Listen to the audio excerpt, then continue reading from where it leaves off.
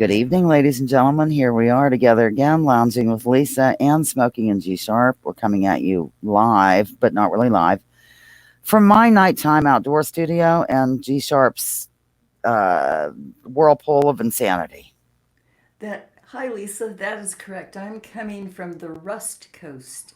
There you go. I know. I didn't realize you had a Rust Coast. We have the Rust Belt. I think Yep. I'm in it, or I'm in a Rust state now. I'm not sure. Yeah, it's getting pretty rusty and coming down to a squeaky halt here. I see. Yep. Well, tonight we thought we would launch a new show, and it's called Stream of Consciousness, and it's exactly how it sounds. We have a few things in mind, but my brother used to make fun of me, and he still does because of my stream of consciousness. I can go in many directions, and that's kind of what this is all about. So, Oh yeah. and Smoking and G, of course, did the opening. I love it. It's very Zappa esque. Oh, thank you. Yeah, I thought there was a little rock in there. Huh? Totally. Yeah. So I guess we'll stay like this until we want to show somebody something or talk about something, or maybe we should go to our little icons. Do you want to go to our icons? We'll go to our We're going to go to icons. our icons, ladies and I'll gentlemen. see you in a few. Okay. And there we are.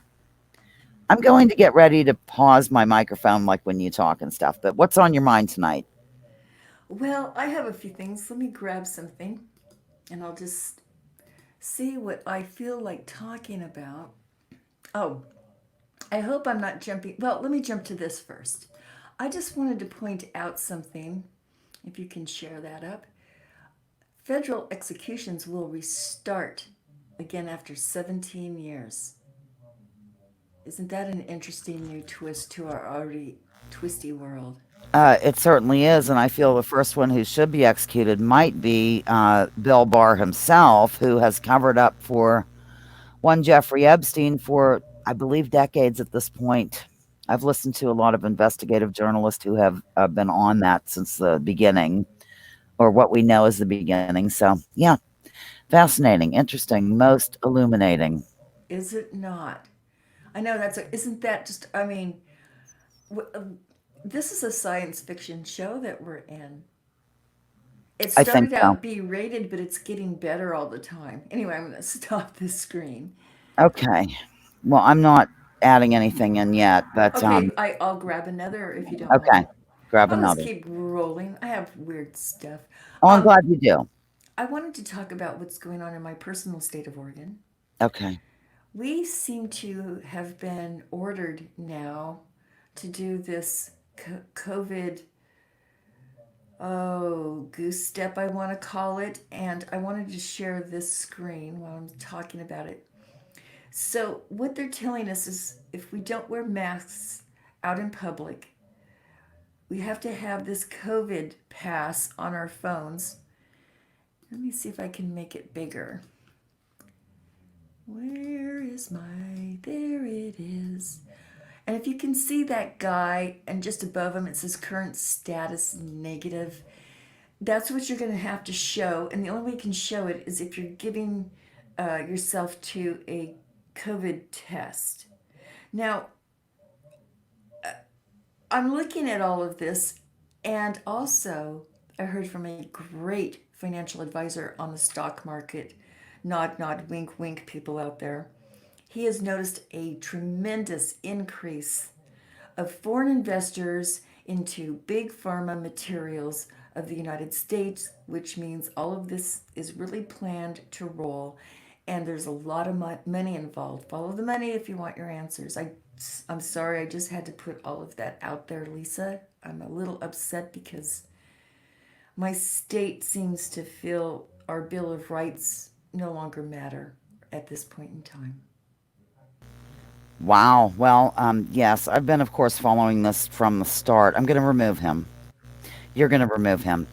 And I've been a dissenting voice in my neighborhood and perhaps on the internet as well, because if you just go by their numbers, here's the thing that people don't understand before they jump to conclusions and call us both right wing conspiracy theorists. Because if you question things now these days, If you have any critical thinking, you're suddenly a right wing conspiracy theorist, ladies and gentlemen. We can't have that.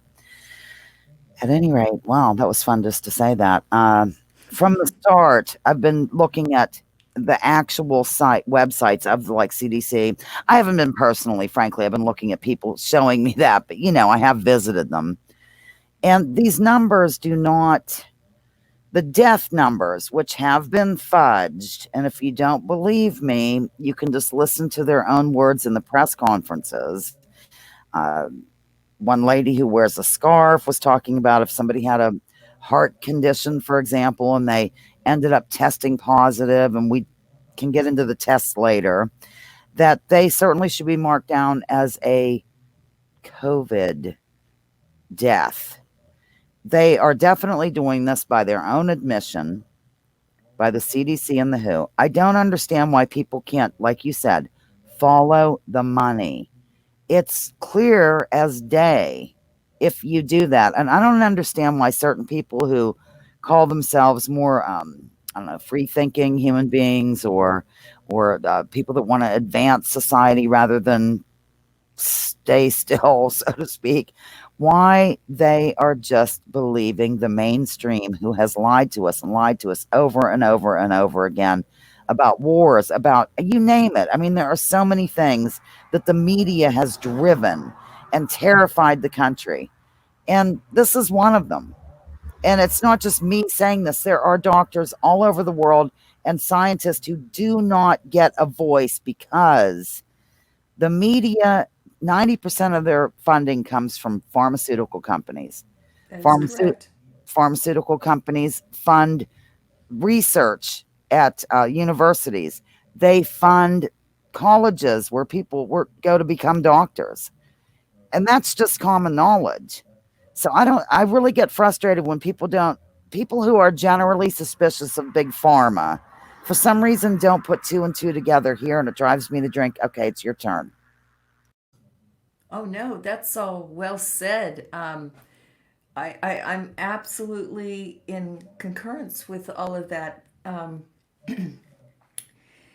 I've been saying this for since 2011, basically, to a lot of people around me, and no one wanted to hear the fact that, we have a wobbly financial system.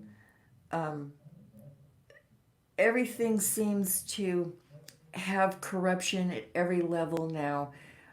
It's that it's all becoming too much and too weighted. And I'm sorry to say, I am seeing this country go to a corporate technocracy for many reasons. And pharma is one of the legs of that.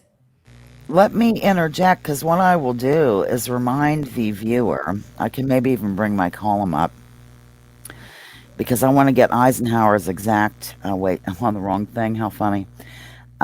In my column that I wrote this week, which I did send to our dear sweet Smoking and G, I pointed out that Eisenhower's farewell speech was more than just the military industrial complex. He also spoke of, and I want to get this completely right, but basically a scientific elite. But let me find it, and then I'm going to mute my microphone because I want to get it correct. In fact, I'll just find his farewell speech. Can you take over for a minute? I can. And I guess right now, if I were to describe myself today, I think I'm just in a sad stage. I'm sad because I feel like we jumped into a different reality. I mean, it was like this time last year, my hardest concern, I think, was starting my hibachi for the 4th of July. That was it. And the neighbors were going to shoot off those big fireworks that they shoot off every year. And I didn't know what the dog was going to do. That was my biggest worry in life. And now Wow. today, I'm sitting here a year later going, oh my gosh, if I don't dress a certain way, now I'm going to be punished, fined, shamed. I just can't believe this. And then if I decide I want to think differently, because I do think differently, I am walking away from sciencism. I was I was voluntarily brought into that religion, I would say at a very young age. I want to say I was about 12. I, everything was Star Trek and science. And I threw away my parents' religion, that I grew up on, and went for this new religion. And now I have decided to let go of that as well. I want to look at things in a whole new light and not under somebody else's paid for opinion. I'm jumping back in to say that we have had a similar path, and that's kind of what brought us together, I think. It is. I left religion, and then I didn't really mean to do this, but I kind of fell into just thinking that I was really naive, ladies and gentlemen. But I do try to admit my errors every now and again. There's so few of them. I'm kidding. At any rate, I was naive enough to think that science had no real motive to fib about things. And I don't even think the scientists are really fibbing. I don't think everybody's in on it. I need to make that clear. I just think that they've been taught a certain way and they don't step out of that paradigm because they lose funding and all this jazz. But meanwhile, I found what I was looking for. The part about the Eisenhower speech. I'm going to read it, and then probably that might be it because I don't want to go too long. I'm only going to read the one part, ladies and gentlemen. Don't panic. I won't do the whole address. Okay, today the solitary inventor tinkering in a shop has been overshadowed by task forces of scientists and laboratories and testing fields. In the same fashion, the Free University, historically the fountainhead of free ideas and scientific discovery, has experienced a revolution in the conduct of research. Partly because of the huge cost involved, a government contract becomes virtually a substitute for intellectual curiosity. For every old blackboard, there are now hundreds of new electronic computers. The prospect of domination of the nation's scholars by federal employment, project allocations, and the power of money is ever present and is gravely to be regarded. Yet, in holding scientific research and discovery in respect, as we should, we must also be alert to the equal and opposite danger that public policy could itself become the captive of a scientific, technological elite. And that's exactly what's happening today. It is. It is profound. We are right in line with that. Oh my gosh. So this that tells me they've been looking at this since the 50s. Well, Really. I had my mic muted for a second. I think, yeah, I think the 40s, a lot of people say, man, definitely the 40s. I think 47 ish or whatever, but yeah. Yeah, absolutely. And that is a really nice little find there because you always hear them talk about the military industrial complex, but My just take brother and I'm sorry to interrupt. no, go ahead. My brother and I listened to his full farewell address the other night, and we were raising our eyebrows the whole way through. By the end of it, they were raised off our head like the Pink Panther in the cartoon.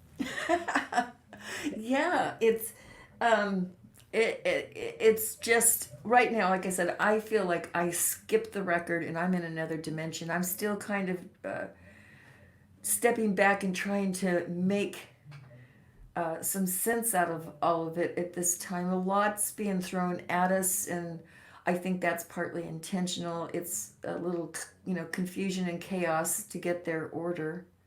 Yes, And order out of chaos, from what I've heard. Okay, yes, I think that we should maybe end right now, and I'll just hit that stream opener again for a closing. But I want to thank everybody for joining us for our first ever episode of Stream O Consciousness with Smoking and G Sharp and Lisa Hauserman. What are your final words, my dear? yes, thanks for checking us out. And, hope you come back.